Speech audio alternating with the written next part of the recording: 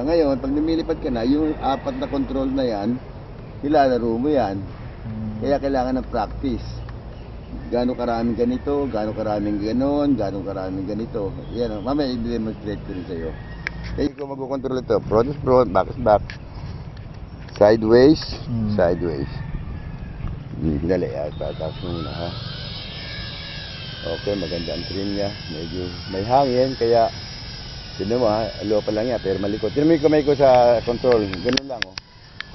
Ganun na kaliliit. Pag gumanyan, pabayaan mo na siya, over. Dadali ng hangin, ibalik mo. So, atras tayo.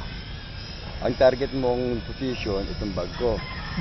Basta somewhere here, pabayaan mo siya dyan. O, ready ka na? Okay, hawakan mo ito. Ako dito, ha? Okay. Okay, back ka ng konti, babalik tayo sa bag.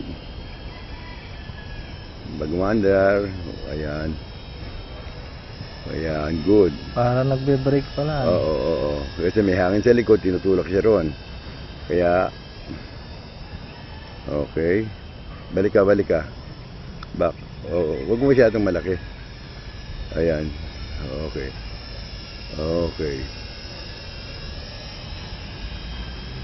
Ngayon, subukan mo left movement.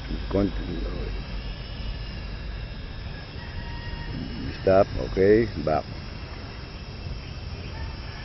Kung saan mo dalhin ng stick, doon pupunta ang drone.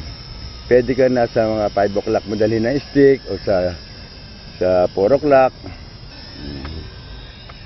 Wag isang maliit na steady lang. Wag isang malaking bigla. Ayan, isang maliit na steady. Ayan. Ayan. Sige, dali mo sa bag. Ang hirap. Mahangin na kasi. Back mo ng konti. Pagbigyan mo ng input, pag nagbabak na siya, okay, stay ka lang dyan. Then bitaw. O right ka. Punta tayo sa bag.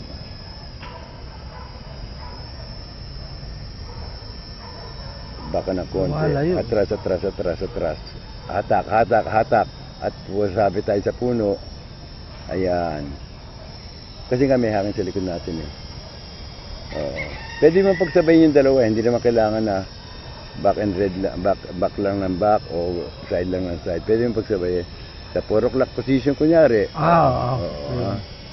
Or sa 7 o'clock position, 8 o'clock position, 11 pwede yun. Yun ba yung sinasabi 6 axis? Oo, X and Y. Ang X axis mo, itong side to side.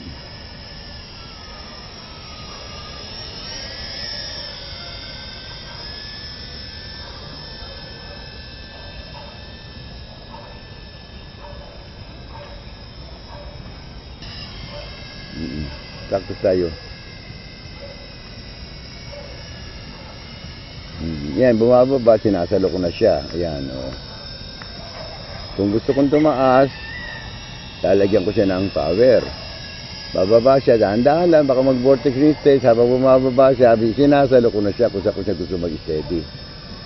Okay, continue.